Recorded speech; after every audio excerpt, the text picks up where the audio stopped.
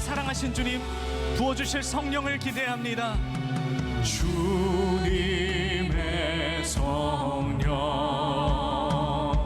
지금 이곳에 임하소서.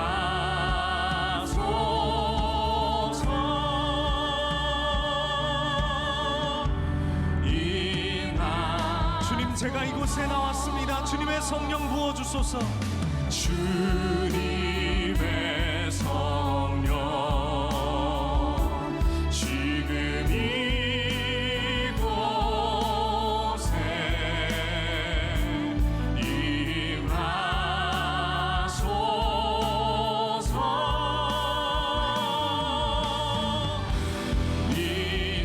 성령 가운데 충만하기 원하는 마음을 가진 분들은 오른손을 높이 들고 할렐루야,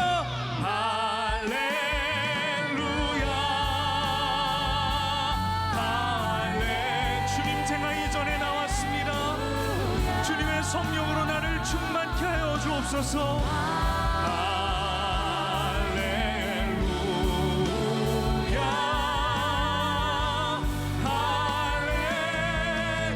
다시 한번 간절히 사모하는 마음으로 할렐루야, 할렐루야. 헛된 마음 주님 소멸하여 주시고 태워주시고 주님으로 충만케 하옵소서. 할렐루야, 할렐루야,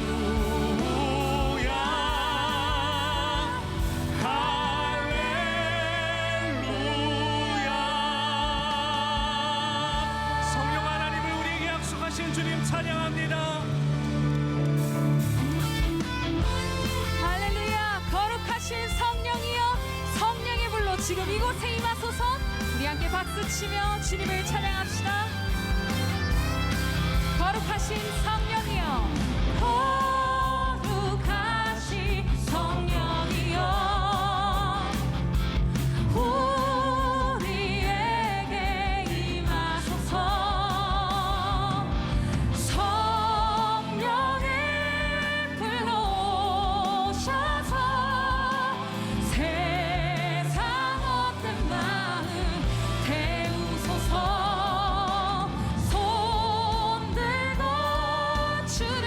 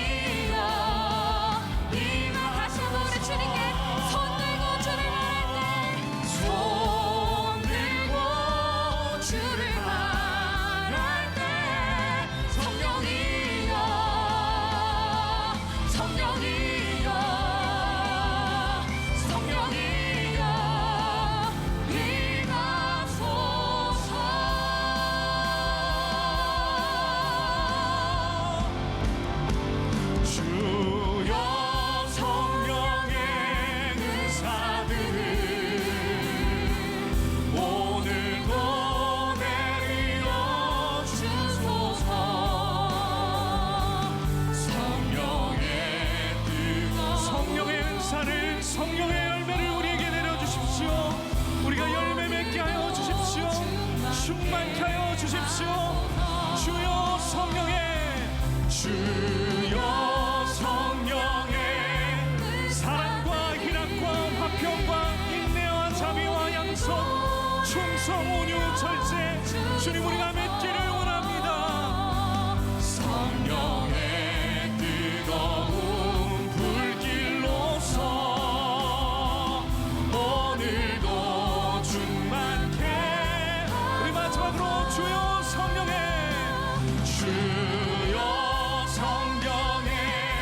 은사들을 오늘도 이곳에 주소서. 성령의 뜨거운 불길로서 오늘도 충만케 하소서. 우리를 끝까지 사랑하셔서 떠나는 그 순간까지 우리에게 성령을 약속하신 주님 찬양합니다. 아멘. 우리 다 자리에 앉겠습니다. 2000년간 교회를 일으켜 오신 것은 우리 성령 하나님이 함께 하셨기 때문입니다. 그리고 우리가 인격적으로 주님을 만날 수 있었던 것도 성령 하나님이 계시기 때문입니다. 우리가 주님과 무너진 관계가 있습니까? 시간 뜨겁게 성령을 구하는 귀한 이 강림절이 되길 원하며 찬양하겠습니다. 오르게 하소서. 부흥의 불길 타오르게 하소서. 진리의 말씀 이 땅 새롭게 하소서. 은혜의 강물 흐르게 하소서. 성령의 바람 이 땅 가득 불어와. 주님 우리가 증인이 되겠습니다. 흰 옷 입은 주의 순결한 백성 주의 영광 위에 이제 일어나. 열방을 치유하며 행진하는 영광. 우리 마지막으로 다시 한번 찬양합니다. 부의 불길 타오르게 하소서. 타오르게 하소서. 진리의 말씀 이 땅 새롭게 하소서. 은혜의 강물 흐르게 하소서.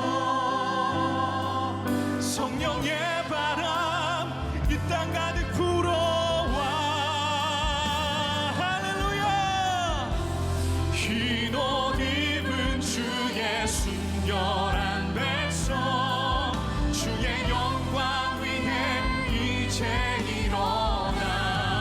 믿음의 형제 자매들이여 열방을 치유하며 행진하는 영광의 그날을 주소. 우리로 복음의 증인 되게 하실 그 주님을 찬양합니다. 기도하시겠습니다.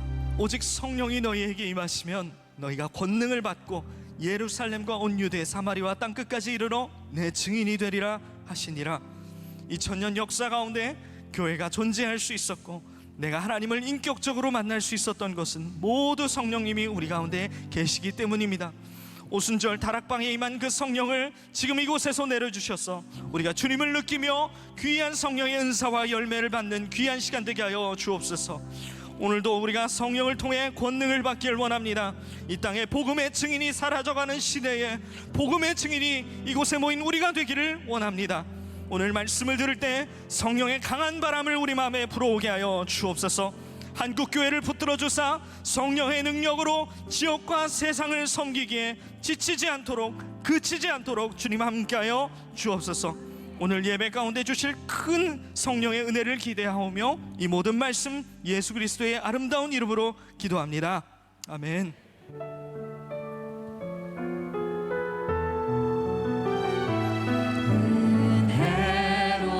은혜로신 하나님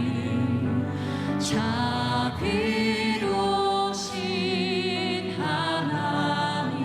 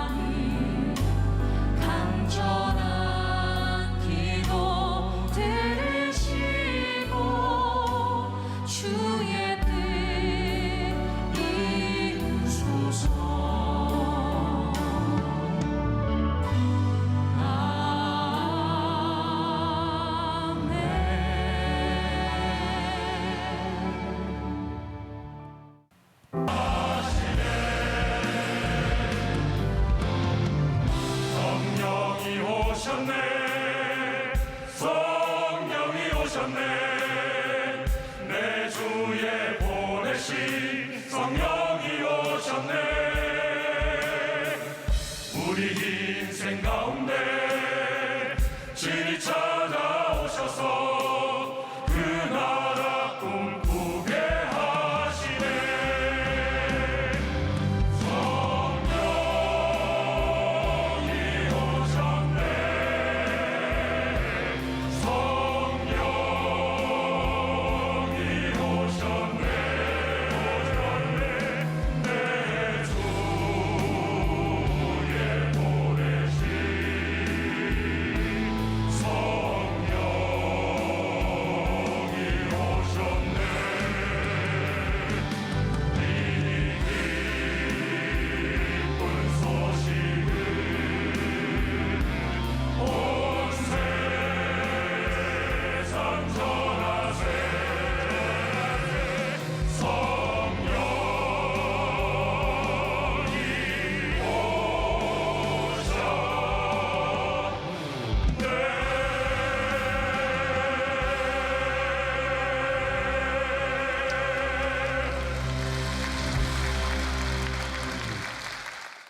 오늘 이 요한복음에 나와 있는 세족 목요일에 있었던 이야기 끝까지 사랑하시니라, 이런 제목으로 말씀을 나누려고 합니다. 우리의 삶에 잘 이해되지 않는 부분들이 참 많죠. 특별히 이 고난이라고 하는 것은 참 이해하기가 힘듭니다. 우리들이 또 고난을 당할 때 누군가 우리들에게 아이고 잘 참으세요, 당신의 고난에 의미가 있는 줄 믿습니다, 이렇게 얘기하면 맞는 말 같기는 한데 화가 나요. 의미는 무슨 개뿔, 이게 무슨, 내가 지금 얼마나 힘든데 고난을 당하는 입장에서 보면 그 의미가 있습니다라고 하는 말이 우리들에게 잘 다가오지 않을 때도 있어요. 예수님에게 일어난 일, 예수님이 지금 고난을 향해 가고 있는 이 순환의 길 역시, 그리고 오늘 세종 목요일에 제자들의 발을 씻고 있는 예수님의 행동 역시 제자들이 그 순간에 이해할 수 없던 부분이기도 합니다. 그러나 나중에는 알게 되리라. 자, 오늘 본문 말씀 중 요한복음 13장 7절에 예수께서 대답하여 이르시되 내가 하는 것을 네가 지금은 알지 못하나 이후에는 알리라. 자, 오늘 우리들이 나누는 말씀들이 어떤 의미가 있는지를 생각하며 들으면 좋을 것 같아요. 제가 또 말씀을 준비하는 중에 이렇게 적어놨던 글인데, 제가 지난해에 이 말씀을 써놓다 보니까 이걸 분명히 어디에서 보고 써놨는데 출처를 못 찾겠어요. 제가 명탐정 고난이라는 글을 어디서 보고 써놓은 건데, 명탐정 코난 아세요? 네, 알아야 또 얘기가 될 것 같아요. 제가 잠깐 읽어드릴게요. 나는 이놈의 지긋지긋한 고난이라 이름하는 것들이 끝나면 내가 좀 변하겠지 생각하고 이를 악물고 버텼는데, 희한하게도 이것들은 하나가 끝나면 또 하나가 오고 그 하나가 끝나면 또 둘이 오고 셋이 와서 명탐정 코난도 아닌데 도무지 언제 끝난지 알 수 없었다. 도저히 못 버티겠어서 부르짖고 또 부르짖었더니 고난은 그대로인데 신비롭게도 나는 점점 변해갔다. 그리고 정말 아름다운 건 내가 안 변할 때는 고난이던 것이 내가 변하고 나니 더 이상 고난이 아니었다는 것이다. 그래서 내가 깨달은 건 이것인데, 고난이 끝나면 내가 변하는 게 아니라 내가 변하면 고난이 끝난다는 것이다. 그래, 문제가 아니라 바로 내가 문제다. 이렇게 고난을 나중에 알게 되는 경우도 있을 것 같아요. 오늘 예수님께서는 이 세족식을 통하여 우리들에게 용서의 과정들을 이야기해 주고 계신데, 제가 첫 번째 소제목을 용서라는 정거장을 지나서 이렇게 잡아보았어요. 말씀을 묵상하다 그런 생각이 들었습니다. 예수님이 우리를 사랑하신다, 이거는 별개로 놔두고 예수님의 마음속에 제자들을 미워하는 마음이 없으셨을까? 여러분들은 그런 의문이 들지 않으세요? 예수님도 이 땅에 우리 인간의 몸을 입고 오셨는데 과연 이 제자들에게 미워하는 마음이 없으셨을까? 오늘 세종 목요일에 이미 배신할 것을 알고 있었던 예수님에게 이 제자들의 발을 씻는 예수님의 마음은 어떤 것이었을까? 오늘 요한복음 13장 1절에 이런 표현이 나와 있어요. 하나님께서 끝까지 사랑하셨다. 끝까지. 영어 성경의 NIV 성경에 보니까 이 끝까지라고 하는 말이 full extent라는 말로 되어 있어요. 끝까지 한없이 벌려주셨다는 거예요. 저는 이 말에서, 끝까지라고 하는 말에서 참 힘겹다라는 느낌이 들어요. 예수님께서 우리들에게 보여주셨던 끝까지 사랑하신 이 사랑이 그렇게 쉽게 된 것이 아니라 참 힘겹게 팔을 벌려주신 사랑이었다는 거예요. 사랑이라고 하는 것은 우리들에게 늘 이렇게 낭만적으로만 다가오는 것은 아닌 것 같아요. 예수님께서 한없이 팔을 벌려야 끝까지 사랑할 수 있었던 이유는 무엇일까? 배신한 제자를 사랑하기까지 그 사랑을 넓히지 않으면 힘든 사랑이었던 거죠. 예수님께서 십자가를 지고 그 아픔을 당해야 된 것을 알고 있는 이 상황 가운데서 십자가를 져야 된다고 하는 것은 예수님이 full extended, 끝까지 벌리지 않으면 할 수 없는 사랑이었다는 거예요. 지난해 초에 특별 새벽 기도 기간에 각 부서별 헌신 예배를 드린 적이 있습니다. 다 잊어버리셨을 거예요. 그때 서울에 있는 청운교회를 담임하는 이필산 목사님이 하나님의 사랑에 대한 설교를 했었는데 제가 이렇게 메모를 좀 했던 것이 있습니다. 고린도전서 13장, 사랑장이라고 불리는 거죠. 고린도전서 13장, 거기에 유명한 말들, 사랑에 대한 정의들이 나오고 있어요. 사랑은 오래 참고, 사랑은 친절하고, 사랑은 온유하고. 근데 그 목사님이 그런 이야기를 해요. 사랑에 대한 정의들이 참 힘듭니다. 오래 참는 것도 힘들고, 친절한 것도 힘들고, 온유한 것도 참 힘듭니다. 사랑이 그렇게 쉽지 않다는 거예요. 고린도전서 13장 11절과 12절에 이런 말씀이 있습니다. 내가 어렸을 때는 말하는 것이 어린아이와 같고, 깨닫는 것이 어린아이와 같고, 생각하는 것이 어린아이와 같다가 장성한 사람이 되어서는 어린아이의 일을 버렸노라. 우리가 지금은 거울로 보는 것 같이 희미하나 그때에는 얼굴과 얼굴을 대하여 볼 것이요, 지금은 내가 부분적으로 아나 그때에는 주께서 나를 아신 것 같이 내가 온전히 알리라. 우리가 지금은 이해하지 못하는 것들이 특별히 사랑이라고 하는 부분에 있어서도 우리들이 지금은 이해할 수 없는 부분들이 많은 거예요. 이 이필산 목사님이 이 설교 중에 어렸을 때 이야기를 했어요. 목사님은 자랄 때 아버지에 대한 큰 불만이 있었답니다. 조금 지금 젊은 세대들은 잘 모를 거예요. 우리 어렸을 때만 해도 TV 없는 집이 참 많았고요. 집에 TV 하나 있는 거, 늘 TV를 볼 때면 그 TV 채널의 주도권을 누가 가지고 있느냐? 아버지가 가지고 있죠. 이 목사님도 그랬던 것 같아요. 토요일이 되면 이 아버지가 늘, 그때는 그 토요일마다 이렇게 권투 경기를 참 많이 했던 거예요. 권투 경기를 딱, 그때는 이렇게 틀질 않았겠죠. 이렇게 들었겠죠. 권투 경기를 딱 채널을 고정하면 그냥 봐야 되는 거예요, 온 식구가. 그때 이 목사님은 이렇게 생각했대요. 나도 아버지가 되면 내 마음대로 TV를 볼 수 있겠다. 근데 아버지가 됐는데 지금 TV를 두고 보고 있는 자기를 보면 늘 뽀로로를 보고 있는 거예요. 그리고 이 목사님은 아이 터울이 10살이나 나서 그 뽀로로를 아주 장시간 계속해서 수년 동안 보고 있는 거죠. 그런데 자신이 그렇게 불행하게 느껴지지 않는 이유, 아빠의 기쁨이 있다는 것을 알게 되는 거예요. 내가 어린아이였을 적에는 깨닫지 못하던 그 일들, 내가 아버지가 되어 내가 참 힘겹게 여기던 일들도 내가 장성하여 보면 이게 내가 감당할 수 있는 것이구나 라는 것을 깨닫게 되기도 한다는 거죠. 우리가 끝까지 사랑한다고 하는 이 말 가운데는 우리의 사랑의 범위를 넓힌다는 거예요. 우리가 성숙해져야만 할 수 있는 사랑이 있다는 것이죠. 끝까지 사랑한다라고 하는 이 말 가운데는 제가 말씀을 묵상하다 그런 느낌이 들더라고요. 예수님이 끝까지 사랑하시기 위해서는 예수님의 의지가 필요했구나. 그냥 되어진 게 아니야. 끝까지 사랑하시기 위해서 예수님이 얼마나 의지적으로 노력하고 계신가. 자, 오늘 본문 요한복음 13장 2절과 3절 우리 같이 한번 다시 봉독합니다. 시작. 마귀가 벌써 시몬의 아들 가룟 유다의 마음에 예수를 팔려는 생각을 넣었더라. 저녁 먹는 중 예수는 아버지께서 모든 것을 자기 손에 맡기신 것과 또 자기가 하나님께로부터 오셨다가 하나님께로 돌아가실 것을 아시고, 여기에 예수님이 두 가지를 아셨다라고 해요. 첫 번째는 예수님을 팔 가룟 유다의 마음 가운데 이미 마귀가 들어가서 예수님을 배신할 것이라는 것을 예수님이 알고 계셨어요. 그리고 이 유월절이 다가온 유월절이 지나면 예수님께서 십자가를 지셔야 된다는 것도 예수님이 알고 계셨어요.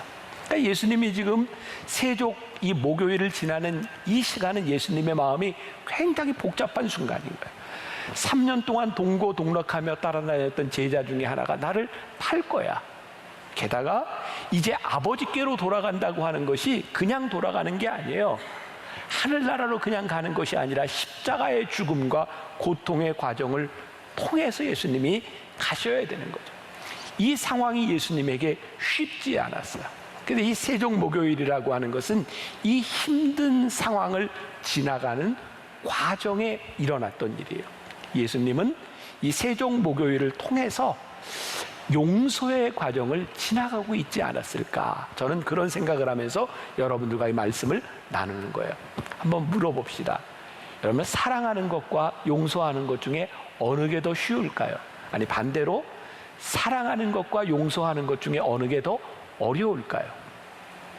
저는 그런 생각이 들었어요. 말씀을 준비하다가 사랑한다고 하는 말은 어쩌면 우리가 좀 쉽게 할 수도 있는 말이겠다. 사랑해, 여러분들 사랑합니다. 근데 우리가 용서한다고 하는 말은 그렇게 그냥 쉽게 할 수 있는 일이 아니에요. 내가 용서합니다라고 하는 것은 당신을 용서합니다. 구체적인 용서의 사건이 우리들에게 있는 거죠. 근데 오늘 예수님에게는 이 한없이 사랑하셔야 됐던, 끝까지 사랑하셔야 됐던 그 이유는 바로 용서 때문이었던 거죠. 어떤 책을 보니까 이런 문장이 있더라고요. 잘 미워하는 과정을 지나지 않고서 다다르려고 하니 용서가 힘들다. 말을 바꿔 얘기하면 용서가 쉬워지려면 미워하는 과정을 잘 지나가야 된다는 거예요. 여러분, 우리 신앙생활 하면서 종종 주변에서 누가 그런 이야기들을 하죠. 이런 얘기는 신앙적인 조언을 한다고. 용서하세요. 하나님의 뜻입니다. 이게 참 좋은 얘기인데 지금 내가 누군가를 굉장히 미워하고 있는 상황에서 이 이야기를 들으면 정말 미칠 것 같아요. 내가 그놈을 어떻게 용서시킨, 그 나쁜 시키를 어떻게 용서해요? 우리들에게 이 용서해야 된다고 하는 것이 얼마나 힘든 일인지 몰라요. 근데 또 이런 이야기를 하죠. 그렇게 힘든 나에게, 아이고, 문제는 죄는 미워해도 사람은 미워하지 말라 그랬으니 용서해야지. 근데 그 얘기 들으면 또 화가 나는 거죠. 왜? 죄를 진 놈이 그놈인데, 그놈이 그놈인데 어떻게 내가 이걸 분리해서 생각하냐고. 이게 굉장히 힘든 거죠. 자, 오늘 저는 이 말씀을 전하면서 또 제가 어머니 기도실에 기도하면서 그런 마음으로 여기 있었거든요. 하나님, 오늘 성령 강림절, 오늘 말씀을 듣는 우리 성도들 가운데 그 해결되지 않는 마음이 있다면 성령님께서 그 마음을 주장하여 주옵시고 오늘 이 시간 말씀이 우리 속에 박히게 하여 주옵소서. 오늘 말씀을 듣는 우리들에게 나에게 주시는 말씀으로 받으면 좋겠다는 생각이 들어요. 우리가 누군가를 용서해야 되는, 사랑해야 되는 이 상황 가운데서 저는 이렇게 이야기하면 좋을 것 같아. 그래, 힘들지? 잠깐 미워해도 괜찮아. 미움이 끝이 아니라 이 미움을 통해 용서의 종착역에 이르기를 원한다면 그래, 잠깐 미워해도 괜찮아. 이런 감정의 과정들을 지나가는 것도 괜찮겠다. 우리의 감정에는 지나가야 되는 그 순간들이 있는 거예요. 얼마 전입니다. 우리 교회 교인 중에 한 엄마가 큰 아픔을 지나가야 됐어요. 자식이 먼저 세상을 떠난 거예요. 그 어린아이가. 그 어머니가 여기저기 전화를 하다가 아무도 전화 연락이 안 돼서 저희 집에 1시 반에 새벽에 전화를 했어요. 아마 제 아내 핸드폰으로 전화를 했는데 제 아내가 귀가 잘 안 들리거든요. 제가 듣고 깼어요. 전화를 들고 여보세요. 그랬더니 그냥 우는 거예요. 그러면서 이렇게 얘기를, 목사님, 제가 뭘 잘못했죠? 하나님 왜 저에게 이러시는 거죠? 제가 그 엄마에게 해줄 수 있는 말이 없었어요. 제가 유일하게 해줄 수 있는 것은 그 아픈 엄마에게 같이 좀 있어줘야 되겠다. 제가 새벽 2시 넘은 시간에 제 아내하고 함께 그 엄마의 집에 가서 잠깐 같이 있었어요. 제가 이렇게 얘기를 했습니다. 자책하지 마세요. 이게 왜 엄마의 잘못이겠어요? 그 아이가 세상을 떠날 때까지 얼마나 많이 아프고 힘들었을까요? 근데 하나님께서 그 아이의 영혼을 받아주셨을 줄 저는 믿습니다. 그러니 너무 자책하지 마세요. 그리고 제가 이렇게 얘기했어요. 많이 우세요. 많이 슬퍼하세요. 어떻게 이걸 내가 잊을 수 있겠어요? 많이 우세요. 여러분 그거 아세요? 남편을 먼저 떠나보낸 사람을 이르는 말이 있어요. 뭐라고 하죠? 미망인. 부모님을 다 떠나보낸 자녀들을 뭐라고 얘기해요? 고아라고 얘기해요. 그런데 자식을 떠나보낸 부모를 이르는 말이 뭐가 있는지 아세요? 없어요. 아마 너무 슬프고 너무 아픈 일이기에 그 부모를 지칭하는 말이 없는 것 같아요. 아마 오늘 말씀을 듣고 있는 여러분들 가운데 참 소수의 사람들이 그런 아픔을 경험하겠죠. 이 아픔을 다 경험한다면 얼마나 힘든 일이겠어요. 지난해였던 것 같아요. 늘 예배 시간마다 한 가족이 같은 자리에 앉아서 늘 울고 있었어요. 그러던 어느 날 저에게 그 가족이 면담을 요청했습니다. 늘 이렇게 예상은 빗나가는 법이 없죠. 아들을 먼저 떠나보낸 그 가정의 아픔이었어요. 그 가정이 진짜 힘든 건 뭐였냐면 이 아들이 죽어야 될 이유가 없는 거예요. 마땅한 이유가 있다면 그래도 조금 받아들일 텐데 이게 어떻게 설명이 되지 않는. 그 엄마가 저에게 이렇게 질문을 했어요. 목사님, 우리 아들이 너무 보고 싶어서 아들 방에 있는 아들의 물건들을 버리지 않고 제가 이렇게 두고 싶은데 사람들이 저에게 이야기를 해요. 죽은 아이, 망자의 것을 버리라고, 빨리 잊어버리라고. 제가 그 엄마에게 이런 얘기를 했어요. 아니요, 그 슬픔을 다 품고 그것이 내 안에서 해결될 때까지 가지고 계세요. 괜찮아요. 많이 울고 많이 슬퍼하세요. 우리가 신앙생활을 하면서 우리들에게 잘 해결되지 않는 부분 가운데 하나가 우리의 감정을 잘 처리하지 못하는 것은 아닐까. 제가 이런 생각을 하게 된 이유가 하나 있어요. 제가 미국에서 유학하던 시절에 병원에서 이제 채플린으로 교육받던 시기였어요. 제가 있던 병원은 시카고의 다운타운에 있는 병원이었고 흑인들이 많았어요. 흑인들이 많다는 이야기는 범죄율도 굉장히 높았고 그 시카고 이게 남부 지역에 살고 있는 그 빈민가에 어린 아이들이 유산을 하고 사산을 하는 경우들이 굉장히 많았어요. 20주, 30주 다 채우지 못하고 죽어간 아이들이. 그래서 제가 그 병동에서 그 산모들을 위로하는 역할들을 했었는데 저에겐 깜짝 놀랄 일이었어요. 아니 그 병원에서는 아이가 죽으면요 아이 사진을 찍어가지고 엄마에게 보여주는 거예요. 아니 우리 생각에는 이해가 안 되는 거예요. 이거 빨리 잊어버려야 될 일인데 그 사진을 보여주면서 이것을 받아들이고 슬프지만 이겨내세요. 그리고 그 죽음을 바라보며 슬퍼할 수 있는 시간들을 주는 것을 보면서 우리의 감정들이 그렇게 누르거나 억눌려야 될 것이 아니라 우리에 있는 감정들을 잘 표현하는 것이 필요하겠구나. 오늘 이 미움과 용서에 대한 부분에서도 마찬가지라는 생각이 들었어요. 미워하는 사람이 있다면 솔직하게 하나님께 기도했으면 좋겠다. 다른 사람에게 가서 욕하지 말고 자 오늘 혹시 여러분들 말씀 마치며 기도할 하나님 그놈의 새끼 진짜 미워요. 그 나쁜 놈 진짜 하나님 앞에 욕하세요. 우리가 미워하는 것이 끝이 아니라 용서하는 것이 우리의 종착역이라면 하나님 앞에 우리의 감정들을 다 드러내는 것이 필요하겠다. 그러면 시편 기자 시편을 보세요. 시편에는 그 시편 기자의 감정들이 참 많이 나오고 있는데 원망도 있어요. 하나님께 대한 불평도 있어요. 그런데 가만히 보면 시편은 모든 시가 나중에 찬양으로 끝나고 있어요. 저에게는 이렇게 이해가 되더라고요. 하나님 그놈 참 미운데 진짜 용서하고 싶으니 하나님 저를 도와주세요. 하나님 저 진짜 슬픈데요 찬양할 수 있도록 저를 도와주세요. 하나님 제가 힘들게 고난의 시간을 가고 있는데 저로 하여금 감사할 수 있도록 도와주세요. 그 힘들고 아프고 믿고 고난 가운데 있는 심정들을 하나님 앞에 다 내어놓으면서 찬양과 감사로 지나가고 있는 과정들을 우리들이 말씀을 통해 보고 있는 거예요. 예수님께서도 감정에 참 솔직하셨던 것 같아요. 우리가 잘 알고 있는 겟세마네 기도가 있죠. 누가복음 22장 42절 보세요. 유명한 말씀이죠. 이르시되 아버지여 만일 아버지의 뜻이거든 이 잔을 내게서 옮기시옵소서. 그러나 내 원대로 마시옵고 아버지의 원대로 되기를 원하나이다. 성경에서는 예수님께서 겟세마네의 이 기도를 하시는 예수님의 모습을 어떻게 묘사하고 있어요? 땀방울이 핏방울이 되도록 기도하셨다. 인간의 몸을 입고 오신 예수님이 이 기도하는 게 땀방울이 핏방울이 되도록 힘든 일이었어요. 어떤 기도였어요? 내 마음은 그거 원하지 않아요, 아버지. 그런데 내가 이거 원하지 않는 일이지만 내 원대로 마옵시고 아버지의 뜻대로 되기를 원합니다라는 기도가 쉽지 않아요.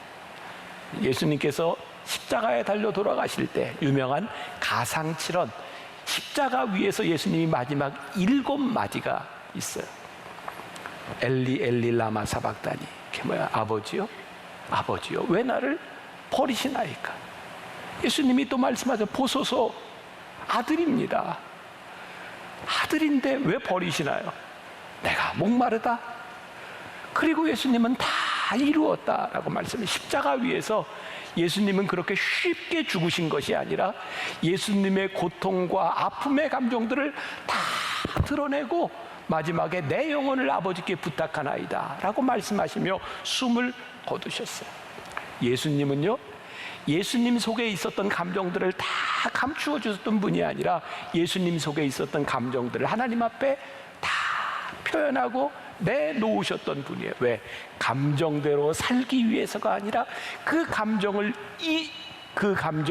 이기기 위해서 예수님은 모든 것을 아버지께 다 내놓으셨던 거예요. 단순히 그냥 미워하는 것이 아니라 용서하기 위하여 미워하는 감정이 필요했구나. 자, 세족식으로 다시 돌아와 봅니다. 예수님께서 제자들의 발을 씻기시면서 어떤 생각을 했을까요? 아니, 예수님이 왜 이 세족 목요일에 제자들의 발을 씻겨야 되겠다고 생각하셨을까요? 저는 이 제자들을 용서하시고 끝까지 사랑하시기 위해서 예수님이 지나가셔야 됐던 중요한 과정이었다고 생각해요. 제자들의 발을 씻기시기 위해서 예수님이 무릎을 꿇고 세숫대야를 가지고 제자들의 발 앞에 앉으셨어요.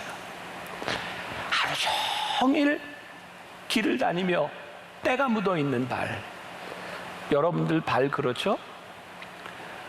평생 신발을 신고 다니다 보면 구부러지고 발톱도 참 못생기고,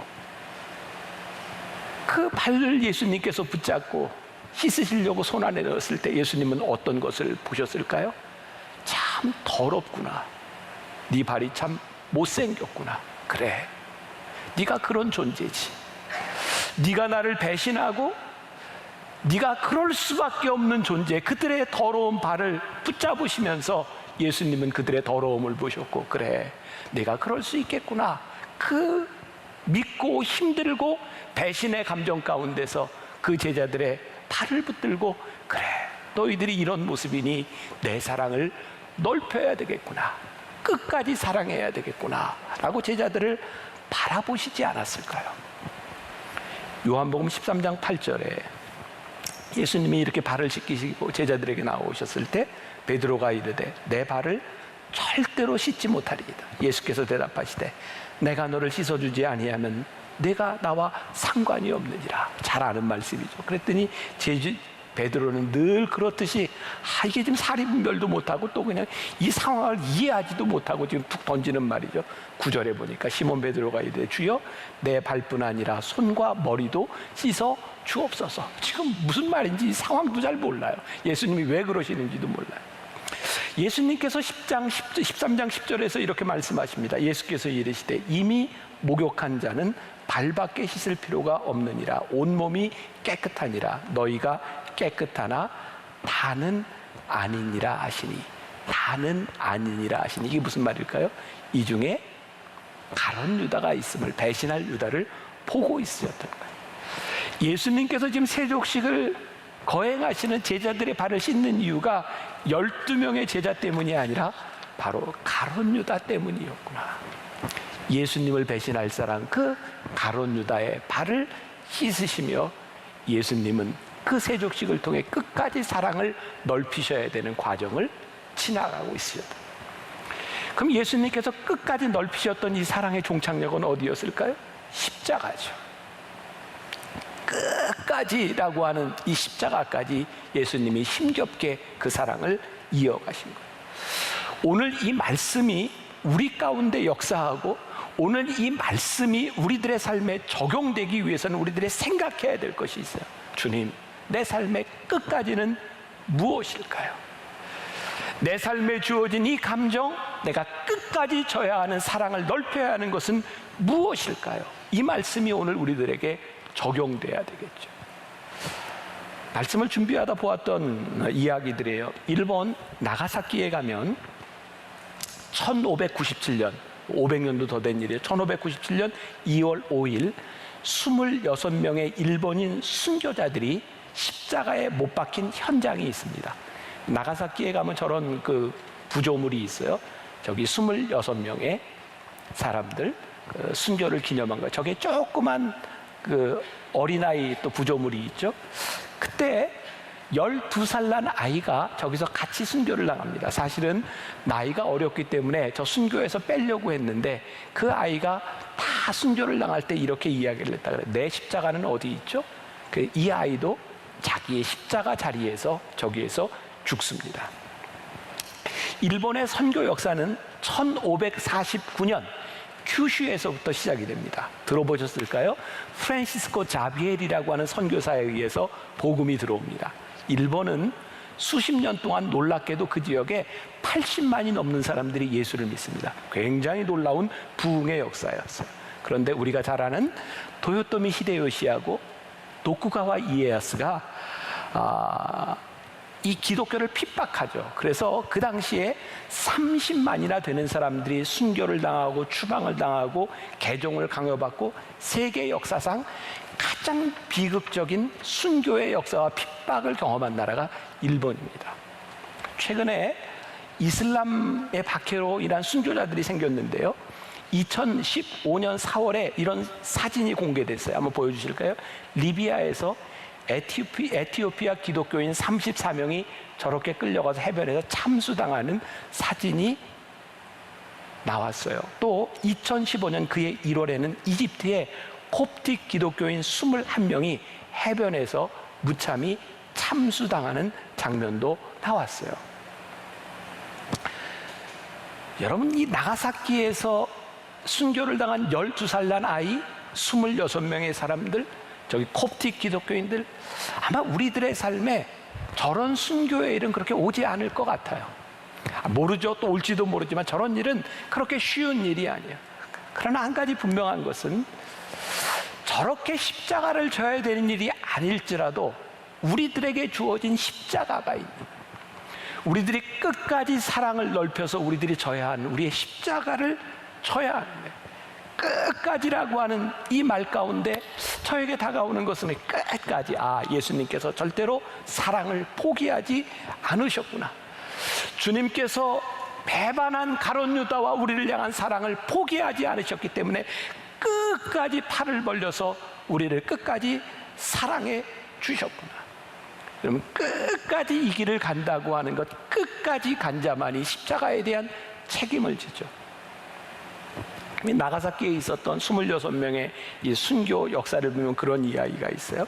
여기 26명 중에 6명은 외국인 성직자들입니다.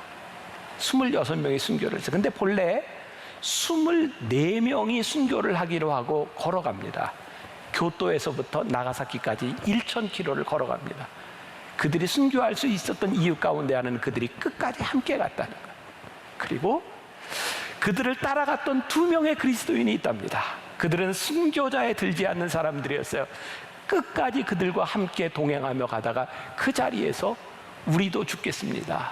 그리고 함께 십자가를 졌던 사람이 26명의 사람들이에요. 말씀을 보면서, 말씀을 준비하다 그런 생각이 들었어요. 제자들은 예수님께서 하시는 일을 다 이해하지 못했을 거예요. 근데 예수님은 끝까지 그들을 사랑하시기 위해서 예수님에게 준 십자가를 감내하고 가죠. 우리들이 끝까지 감당해야 되는 그 일들, 그것이 우리들의 감정에 대한 문제이든 우리들의 삶의 십자가에 대한 문제이든 우리들이 지금 이해할 수 없는 분들이 참 많을 거예요. 그건 참 힘든 일일 거예요. 근데 히브리서 4장 15절과 16절 말씀해 보니까 이렇게 되어 있더라고요. 우리에게 있는 대제사장은 우리의 연약함을 동정하지 못하실 리가 아니요 모든 일에 우리와 똑같이 시험을 받으신 이로되 죄는 없으시니라. 그러므로 우리는 긍휼하심을 받고 때를 따라 돕는 은혜를 얻기 위하여 은혜의 보좌 앞에 담대히 나아갈 것이니라. 예수님께서 끝까지 그 사랑을 보여주심으로 그 모든 것들을 다 경험하신다. 우리가 은혜의 보좌 앞에 담대히 나아갈 수 있는 이유는 이 모든 것을 아시는 주님 앞에 우리의 감정, 우리의 어려움, 우리의 십자가를 가지고 우리들이 그 길을 끝까지 갈 수 있다. 오늘 이 말씀 중에 핵심은 우리가 오늘 읽지 않았지만 요한복음 13장 14절과 15절 말씀이에요. 내가 주와 또는 선생이 되어 너희 발을 씻었으니 너희도 서로 발을 씻어주는 것이 옳으니라. 내가 너희에게 행한 것 같이 너희도 행하게 하려 하여 본을 보였노라. 예수님께서 오늘 12명의 제자들, 특히 예수님의 마음을 너무나 힘들게 했던 가룟 유다 앞에 무릎을 꿇고 가룟 유다의 발을 씻어주신 것은 예수님께서 우리들에게 이것을 보여주셔서 너희도 그렇게 살아가라고 우리들에게 말씀하고 있는 거예요. 저는 복음의 능력이 무엇일까를 생각해 봅니다. 끝까지 예수님께서 우리들에게 끝까지 팔을 벌려 우리들에게 보여주셨던 그 예수님의 모습과 예수님의 사랑과 용서가 우리들에게도 끝까지 벌려지기 시작할 때 우리들에게서 용서받고 우리들에게서 사랑받은 그 누군가 또 끝까지 손을 벌리는, 이게 복음의 능력이 사랑의 순환과 용서의 순환되는 일입니다. 만일 이 순환이 끊어지면 복음의 능력도 끝나버리는 것이구나. 오늘날 우리들에게서 왜 우리가 복음의 능력을 경험하지 못하고 복음의 능력이, 하나님의 능력이 강력하게 우리들에게 역사하시는 것을 우리들이 체험하지 못하고 살아가는가? 이 끝까지가 누군가에게서 끝나버렸구나. 오늘 성령 강림절에 우리들이 함께 기도하며 하나님 앞에 요청하고 싶은 게 있어요. 하나님, 내 힘으로 그렇게 쉽게 되는 일이 아닙니다. 그래서 우리 속에 아직 해결되지 않는 이 슬픔, 아픔, 미움, 내가 하나님 앞에는 다 끄집어냅니다. 그런데 하나님께서 이 모든 것들을 여기서 끝나게 하는 것이 아니라 끝까지 가게 하여 주실 줄 믿습니다. 그리고 우리의 이 끝까지가, 이 복음의 능력이 우리를 통해서 그 다음 세대의 그 다음 사람들에게 복음이 반복되고 순환되고 복음의 능력이 일어나는 역사가 우리 교회 여러분들의 삶 가운데 다시 한번 회복될 수 있기를 간절히 소원합니다. 성령 강림절의 가장 강력한 역사는 우리로 하여금 이 회복이 일어나는 일, 한국교회를 새롭게 하는 일들, 이 회복에서부터 일어나리라 믿습니다. 오늘 주 성령님 오셔서 우리를 깨끗게 하시고 우리를 거룩하게 하시고 우리들에게 힘을 주옵소서.